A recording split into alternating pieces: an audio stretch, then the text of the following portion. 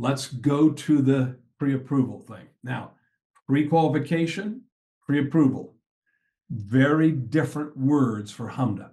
Pre-approvals get reported, pre-qualifications do not. So we have to understand this. So what I want to find out here is, what are we looking at? What do we have? And the first thing it says is, in letter A there, a request for a pre-approval is home purchases. Let's stop. A lot of times loan officers will say, well, they want to know if they can refinance. So it's a pre-approval.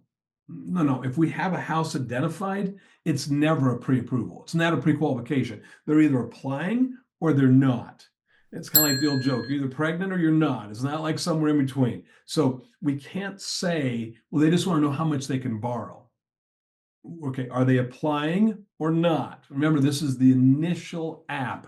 We go back to one of the first things we talked about. It's a request for credit. Now, we can do inquiries. We have a 2-hour webinar about applications. And it's something that we get into the weeds on, that people think they understand fully. And somebody's asking questions that sounds like an inquiry as long as you're talking policy to them.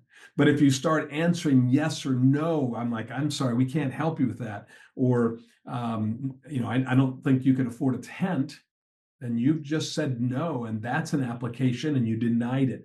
Same thing here. So a pre-approval to purchase a house. If we're outside of purchases, we can't apply this. This has to do with purchases only. All right. Then it goes on under to an application under this section if the request was reviewed under a program. What's a program? They do not define it.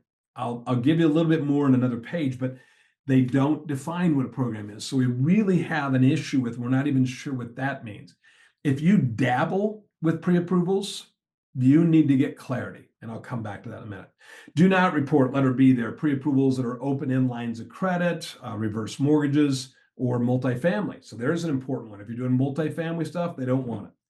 C is where we get into all the details. There's some very strict criteria here. It says to be a pre-approval, it has to be reviewed under a program where you, and there's that word program again, in which you, the institution, you do a comprehensive analysis of their, and you issue a written commitment, number 2, for a designated period of time, number 3, to extend a home purchase, number 4, up to a specified amount.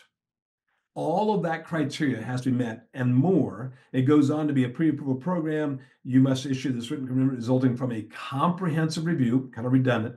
And then it says in bold print there, with doing the verifications, et cetera, that you typically do as part of your normal credit evaluation program.